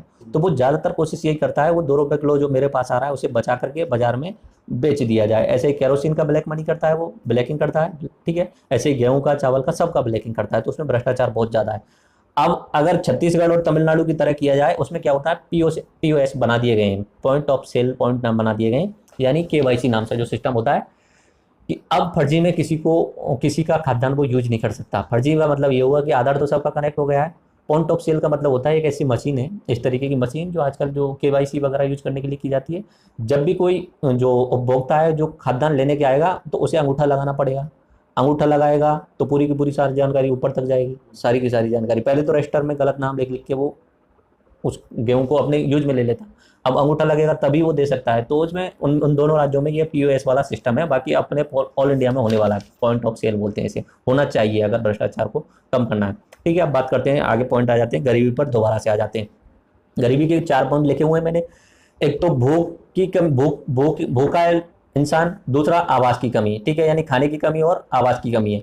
उसके बाद में शिक्षा नहीं मिल रही है, शिक्षा मिल भी रही है तो उसकी क्या है, क्वालिटी बहुत लेवल बहुत कम है क्वालिटी का शिक्षा का। उसके बाद में अगर लोग बीमार हो रहे हैं तो उनको इलाज के लिए पैसे नहीं है तो वो गरीब में आ जाएंगे। उसके अलावा स्वच्छ पानी नहीं है, स्वच्छता सुविधाओं का कमी है। स्वच्छता सुविधाओं का मतलब समझ में आ रहा है, सैनिटेशन, यानी उनके पास में लैट्रिन की सुविधाएं नहीं है। ये सारी चीज़ें जो स्वच्छ रहना चाहिए, आसपास का वातावरण स्वच्छ रहने से फायदा क्या रहने वाला है, बीमारियां कम फैलेंगी, बीमारियां कम होंगी, सबसे इंपॉर्टेंट बात है। अगर गंदगी है तो वहाँ पे बीमारियां ज़्यादा होंगी, बीमारियां होंगी तो आपको डॉक्टर के पास जाना पड़ेगा। हेल्थ की कमी है और हेल्थ सेक्टर हमारा बहुत खराब है तो बीमार व्यक्ति पहले ऑटोमेटिक गरीब हो। इंडिया में 2 सेक्टर अगर सुधर जाएं, ये मेरा पर्सनल व्यू बता रहा हूँ, मैं इसे बहुत दिनों से बात करता हूँ इसके बारे में। इंडिया में एक एजुकेशन सिस्टम सुधर जाए और हेल्थ सिस्टम सुधर जाए, अगर ये 2 व्यू सुधर जाए ना, ये 2 पॉइंट सुधर जाए, उसके बाद इंडिया को पूरे वर्ल्ड में नंबर 1 बनने से कोई नहीं रोक सकता। ठीक है, एजुकेशन सिस्टम तो ऐसे तो सुधरने वाला है नहीं। सरकारी टीचर जो है, सरकारी बनने के बाद में उनके अंदर पता नहीं कहाँ से ऑटोमेटिक वो आलस से आ जाता है, वो पढ़ाना ही नहीं चाहते हैं, अपना कोचिंग खोल के बिजनेस करना चाहते हैं। सरकारी सिस्टम है ही नहीं। अगर प्राइवेट सिस्टम अच्छा है तो उसमें 3 लाख रुपए साल, 4 लाख रुपए साल फीस है।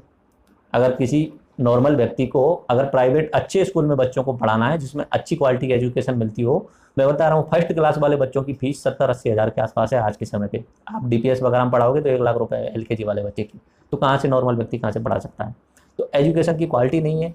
कोशिश इसलिए मेरे लोगों को पता है आपका क्या है, मेरे लोगों क्या है, लोगों का ध्यान है, आपको चित्र देखते हो कभी जब शुरुआत होती है तब आता है, उसमें 3 लोगों की तो फोटो है, 3 लोग हैं, कौन कौन है जल्दी से बताओ।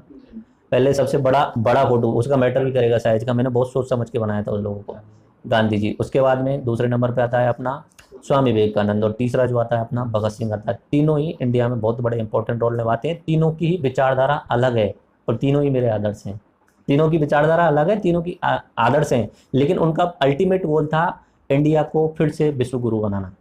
उनका अल्टीमेट गोल था भारत का निर्माण उस तरीके से एक शक्तिशाली देश के रूप में करना। तो 3 उसके लगाए। बाकी मैंने आपको उसमें अपना टी और ए, मैंने उसमें कलर भी स्पेशल यूज किए गए हैं। टी का जो कलर है वो कौन सा है बताओ, सैफरन कलर, भगवा कलर जो है, जो अपने तिरंगा का होता है। और बीच में मैंने छोटा सा कुछ पॉइंट लगाया हुआ है, या पॉइंट नहीं, मैंने वो यूज किया है अपने तिरंगे का जो 26 तीलियाँ होती हैं चक्र यूज किया है। उसके नीचे की साइड में मैंने ए, जो उसका कलर क्या है, ए का कलर ग्रीन है, वो इंडिया के तिरंगे से उसमें से लिया है। उसके अलावा उसके ऊपर कुछ लिखा होता है सा विद्या या विमुक्त है, ठीक है। और नीचे जो लोगो है उसका पूरा फाइनल जो है नीचे की साइड में वो है सत्य का ज्ञान। तो कोशिश ये रही शायद एजुकेशन सिस्टम सुधर जाए अगर मैं कोशिश करता रहा। बाकी मैं कोशिश तो यही करूंगा 2-3 साल तक एनसीईआरटी लेवल की सारे सिलेबस कवर किए जाएं, अपने आरएस और कंपटीशन लेवल की सभी चीज़ें कवर की जाएं ताकि लोगों को समझ में आ जाए।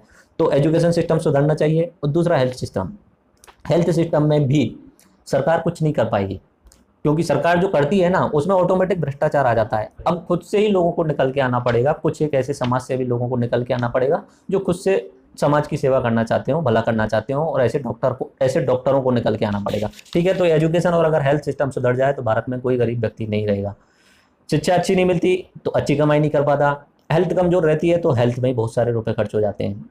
गरीब व्यक्ति के सबसे ज़्यादा अगर किसी चीज़ में खर्च होता है तो वो सबसे ज़्यादा बीमारियों में, सबसे ज़्यादा पैसा खर्च होता है बीमारियों में।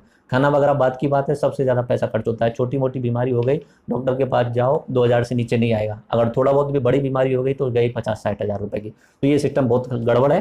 एजुकेशन और हेल्थ सिस्टम सुधरना चाहिए। तो ये 4 बिंदु समझ में आ गए होंगे। गरीबी का मतलब क्या है, वर्तमान में भारत में 20% के आसपास जो लोग हैं वो गरीबी रेखा से नीचे हैं, ठीक है, बिलो पॉवर्टी लाइन जो से बोलते हैं, ठीक है। तो अपना 17 अक्टूबर को international day for eradication of poverty यानी गरीबी को हटाने के लिए अंतर्राष्ट्रीय दिवस मनाया जाता है। तो याद रख लेना, याद हो जाए तो 17 अक्टूबर वाला दिन है। देखो मैंने जो 20% बताया ना गरीबी रेखा से नीचे यानी बीपीएल वाला, इसमें अलग अलग लोगों के हिसाब से चेंज हो जाता है। अलग अलग लोगों के अनुसार से वो आंकड़े हैं वो चेंज हो जाते हैं। कुछ एक लोग बोलते हैं 40% ज़्यादा, 40% के आसपास गरीब लोग हैं, कुछ एक बोलते हैं 30% है।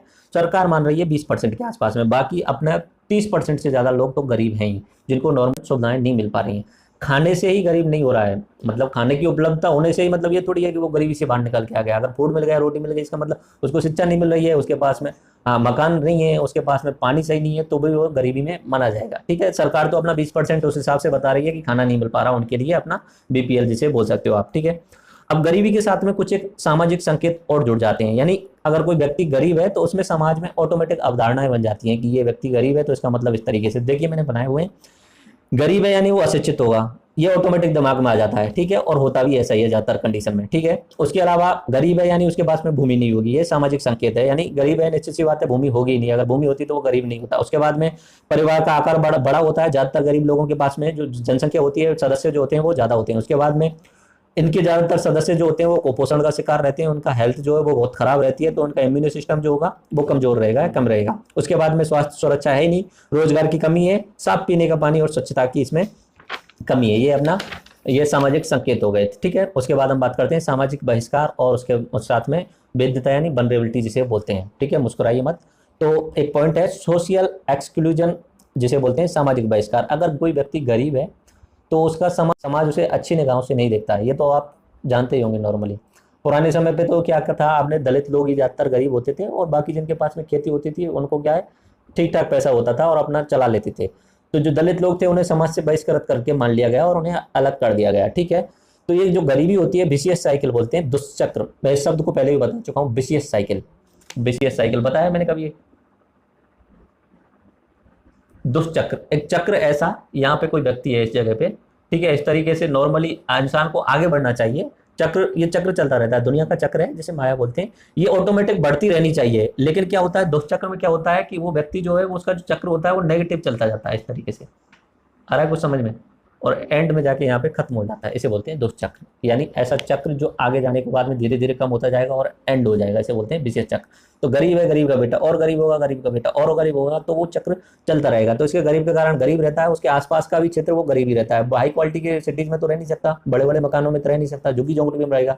झुग्गी झोंपड़ियों में आसपास अमीर लोग तो रहेंगे नहीं, सभी गरीब ही रहेंगे। तो चारों तरफ का एनवायरमेंट कैसा हो गया उसका, गरीब गरीब हो गया। जैसे कि एग्जाम्पल आप समझ सकते हो, पूरे विश्व में अपने मुंबई में एक धारावी बीच है, सुना होगा मुंबई में धारावी बीच। तो वहां पे धारावी में झुग्गी झोंपड़ियों का एक बहुत बड़ा एरिया है, जहाँ पे कम से कम 1 करोड़ लोग गरीब गरीब रहते हैं, पूरा का पूरा 1 करोड़। पूरे विश्व में अगर सबसे बड़ी झुग्गी झोंपड़ी मानी जाती है तो अपनी धारावी बीच वाली मानी जाती है, धारावी बोलते हैं, धारावी जिसे आप बोल सकते हो झुग्गी झोंपड़ी मुंबई का। और उसके अलावा दिल्ली वगैरह में ऐसे बहुत सारे क्षेत्र हैं जहाँ गरीब गरीब ही रहते हैं, तो वो एनवायरमेंट का भी फर्क पड़ता है। अब उस एनवायरमेंट में चारों तरफ वही सारी चीजें देख रहे हैं, वो इस लाइफ स्टाइल से वो महसूस ही नहीं कर पा रहे हैं, जो बड़ी लाइफ स्टाइल होती है, जो हायर लेवल के मॉल में जाना उस तरीके की, वो उस चीज़ को समझ ही नहीं पाते, तो वहाँ तक कि वो सोच ही नहीं पाते उस चीज़ के मामले में। तो गरीबी का चक्कर ये चलता रहता है, समाज में वो बहिष्कृत हो जाते हैं, एक तरीके से बाहर निकाल दिया जाते हैं। और ये अनुसूचित जाति का एग्जाम्पल यानी दलितों का एग्जाम्पल मैं आपको बता चुका हूँ। उसके अलावा गरीबों में एक वल्नरेबिलिटी यानी ऐसे लोग भी होते हैं जो समाज में वल्नरेबल होते हैं, यानी कमजोर होते हैं। जैसे कि कोई विधवा महिला हो गई, ठीक है, तो वो ऑटोमेटिक गरीबी के चक्कर में फंसेगी, फंसेगी नहीं फंसेगी? विधवा हो गई तो उसकी पहले तो क्या है अपना इंडिया में हाँ कमाई का सिस्टम जो होता है वो पुरुषों के पास में होता है नॉर्मली। अगर विधवा महिला शिक्षित है, सही ढंग की है, तो उसके बाद में वो तो लालन पालन कर सकती है। लेकिन नॉर्मली इंडिया का सिस्टम ये है कि यहाँ पे पुरुष प्रधान समाज है, व्यक्ति काम करता है और काम नहीं करती है, पति मर गया तो घर की इनकम का कोई साधन नहीं रहा, तो वो विधवा महिला ऑटोमेटिक गरीब होने वाली है। उसके अलावा पीएच यानी फिजिकली हैंडीकैप्ड है, विकलांग है, तो इनकम का सोर्स नहीं रहेगा। अगर कोई बाहर से कोई व्यक्ति समर्थन कर रहा है तब तो कोई बात अलग है, नहीं पीएच विकलांग व्यक्ति ऑटोमेटिक गरीब हो जाएगी। मेरे आपसे आपको समझ में आ गई। तो भारत में गरीबी का निर्धारण कैसे किया जा सकता है भारत में, बाकी तो मैं बता चुका हूँ गरीबी कैसे निर्धारित की जाती है, भारत में कैसे करते हैं एक बार दोबारा बता देता हूँ।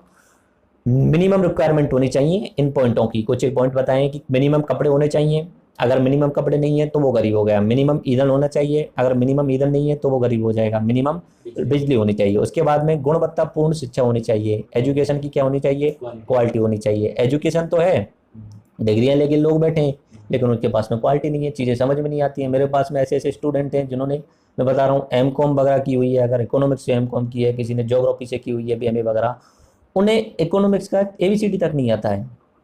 इकोनॉमिक्स का हिस्ट्री से एमए किया हुआ है, डबल एमए किया हुआ है, उन्हें हिस्ट्री का एबीसीडी तक नहीं आता है। मैंने जो इंट्रोडक्शन वाला लेक्चर बड़ा है ना हिस्ट्री का, तो उसे देख के वो बोल रहे हैं कि सर जी हमने तो जिंदगी में ऐसा कभी नहीं पढ़ा। एमए का हिस्ट्री, एमए हिस्ट्री की हुई है लेकिन उन्हें वो सारी चीज़ें नहीं पढ़ी। तो मेन चीज़ क्या हुई उनका, क्या हुआ, सीरीज पढ़ पढ़ के पास हो जाते हैं। गलती उनकी नहीं है एक्चुअली में, गलती बच्चों की नहीं है, गलती सिस्टम की होती है, गलती सिस्टम की होती है। पाकिस्तान में जो जहर बोया जा रहा है वो बच्चों की गलती नहीं है, वो ऊपर से जो सिस्टम वो जो कर रहा है वही है।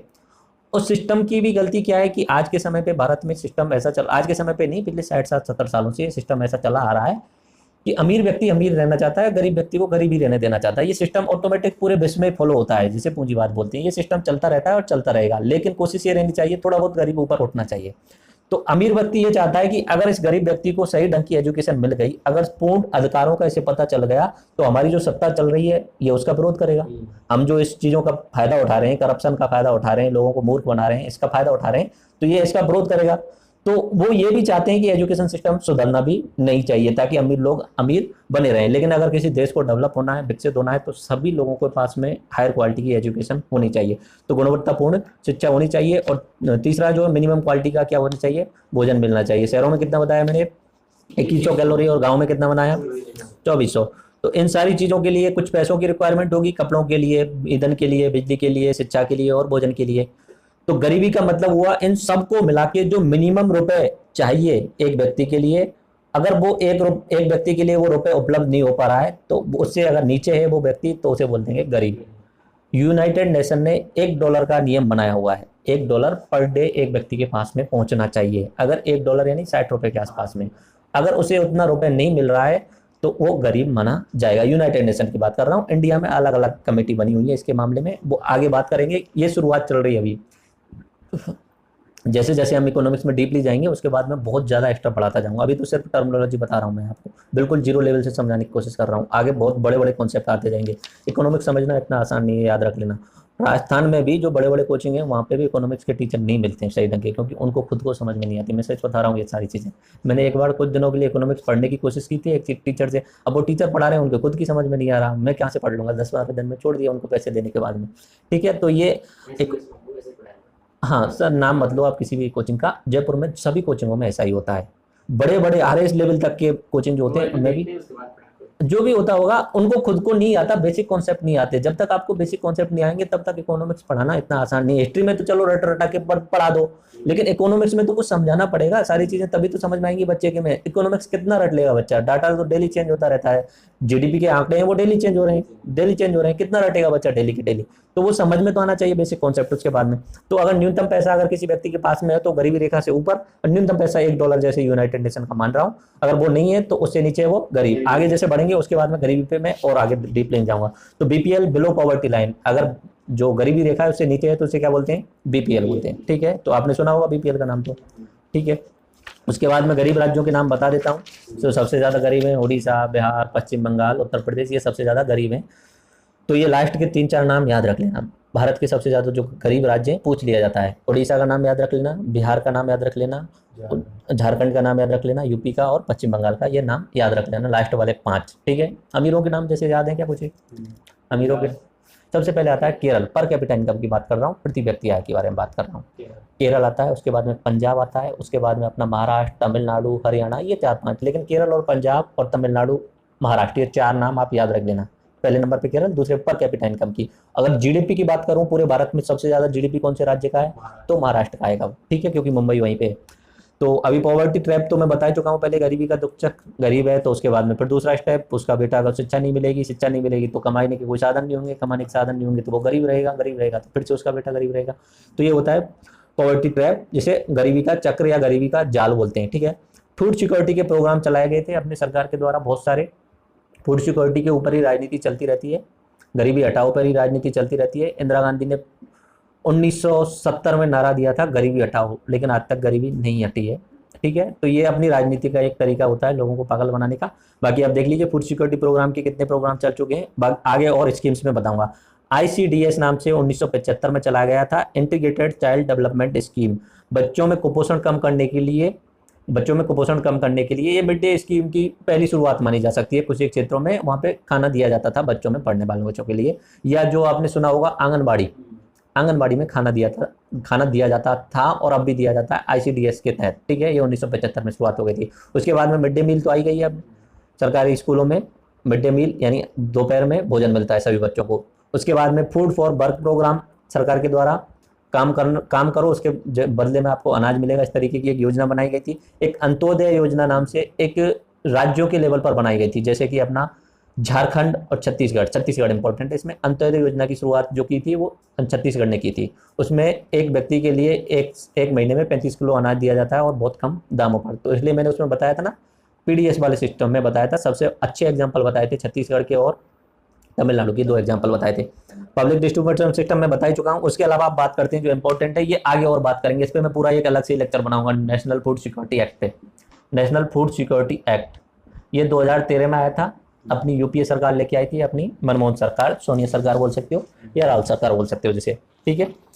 तो इसे 2013 में लेके आई थी। इसे राइट टू फूड बोल सकते हो, बोलने को है, ठीक है, यानी भोजन का अधिकार।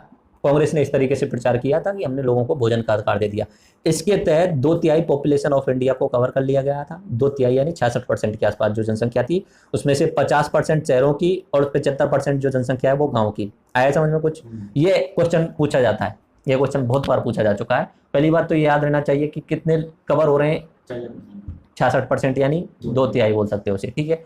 शहरों में कितने कवर हो रहे हैं पूरे शहरों के, और गांव के 75%, ठीक है। ये बहुत इंपॉर्टेंट है। अगर पूछ लिया जाए कितनी जनसंख्या कवर हो रही है, तो 125 का 66% आप निकाल लो, ठीक है।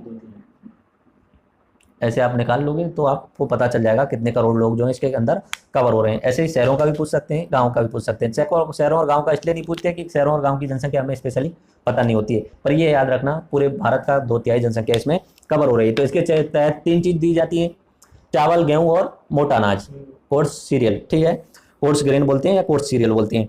तो चावल जो कितने रुपए किलो में दिया जाता है, 3 रुपए किलो। गेहूं कितने रुपए किलो में दिया जाता है, 2 रुपए किलो में। और मोटा अनाज 1 रुपए किलो। मोटा अनाज का मतलब ये बाजरा वगैरह, हाँ ठीक है, मोटा अनाज जैसे दलिया वगैरह बोल सकते हो, ठीक है। और कितना दिया जाएगा एक व्यक्ति को, 5 kg पर प्रति व्यक्ति प्रति मंथ दिया जाएगा। आगे समझ में? इसका मतलब 5 सदस्य हैं एक परिवार में, तो कितना किलो मिल जाएगा उन्हें, 25 किलो मिल जाएगा। अंत्योदय योजना में 35 किलो दिया जाता था प्रति परिवार दिया जाता, प्रति व्यक्ति नहीं, प्रति परिवार दिया जाता था 35 किलो। तो उसमें थोड़ा सा ज़्यादा मिलता है, ठीक है। इसमें 5 व्यक्ति तक का शायद सीमित है। उसके बाद बात करते हैं मनरेगा। ये भी अपना अफोर्डेबिलिटी वाला जो सिस्टम है, लास्ट में बताया था कि पैसे होने चाहिए लोगों को खरीदने के लिए, तो मनरेगा भी उसमें इंपॉर्टेंट रोल निभाता है। मनरेगा अपनी 2005 में लेके आए थे Mahatma Gandhi national rural employment act इसे बोलते हैं। तो इसे राइट टू वर्क भी बोला जाता है। तो इस तरीके से हमारा लेक्चर हो गया है। अब यहाँ पे मैं 1-2-3 पॉइंट और बता देता हूँ लास्ट में, कि 2004 से और 2014 तक अपनी यूपीए सरकार रही थी, मनमोहन सरकार रही थी। वो एक अपने नरेंद्र मोदी और उन दोनों की विचारधारा में बहुत अलग अंतर होता है। वो होती है कांग्रेस सरकार, जिसे आप बोल सकते हो, तो मैंने आपको बताया था एक बार, हाँ अभी दोबारा से बता देता हूँ। ये लेक्चर में फिर बोल रहा हूँ, ये जो बिंदु हैं ये बहुत ज़्यादा डिटेल वाले हैं। मैंने यहाँ पे बहुत शॉर्ट में बताया, पॉवर्टी वाला मैं केटी सीरीज में एक अलग से बिंदु बताऊंगा इस पर, ठीक है। अभी थोड़ा सा इस पर बात कर लेते हैं, थोड़ा सा आपके दिमाग के लिए। एक मैंने बताया था यहाँ पे होते हैं दक्षिणपंथी लोग, ठीक है, जो सिस्टम चल रहा है उसे फॉलो करते रहो। एक होते हैं वामपंथी लोग, ठीक है, एक होता है सेंटर। दक्षिणपंथी लोग कहते हैं, अब गरीबी वाली बात चल रही है, सिस्टम वाली बात छोड़ते हैं। दक्षिणपंथी लोग कहते हैं कि लोगों को एजुकेशन दो, लोगों को स्किल दो, स्किल यानी वो जो स्किल का मतलब क्या बोल देंगे उसे, कौशल विकास करो, और उनको रोजगार दिलाने की कोशिश करो। रोजगार मिलेगा तो उनको पैसे को ऑटोमेटिक आ जाएंगे, पैसे आ जाएंगे तो वो अपना खाना खुद खरीद सकता है। ये होता है राइट विंग का सॉल्यूशन, ठीक है। एक होता है वामपंथी सॉल्यूशन। इस पे बहुत ज्यादा कंट्रोवर्सी चलती रहती है और पूरे विश्व में सबसे बड़ी लड़ाई इन दोनों विचारधारा की है, ठीक है। वामपंथी बोलते हैं बात तो तुम्हारी सही है, लेकिन कोई व्यक्ति आज के समय पे गरीब है, विकलांग हो रहा है, उसके पास में खाने को अनाज नहीं है, वो एजुकेशन तो बाद में लेगा, पहले आज का खाना तो दे दो उसे। ये गरीबी वाली बात होती है, ठीक है। तो राइट पंथी वाले बोलते हैं नहीं, गरीब है तो गरीब रहने दो, उसे भले ही कुछ भी करो, हम तो एजुकेशन पे और इन पे जोड़ देंगे, और वो भी काम वो सही ढंग से नहीं कर पा रहे हैं, ठीक है। ये भी होना चाहिए, मेरे हिसाब से ये भी होना चाहिए। आज के लिए खाना दिया जाना चाहिए। इसके लिए कांग्रेस सरकार क्या लेके आ गई, फूड सिक्योरिटी एक्ट लेके आ गई, ठीक है। तो कांग्रेस को आप सेंटर टू लेफ्ट बोल सकते हो, उस समय लेफ्ट का भी उसमें योगदान था, लेफ्ट पार्टियां उसमें शामिल थी। फूड सिक्योरिटी एक्ट लेके आए थे। ऐसे ही कांग्रेस सरकार आरटी लेके आई थी, राइट टू एजुकेशन लेके आएगी। वामपंथी बोलते हैं कि इन सब चीजों का प्राइवेटाइजेशन कर दो।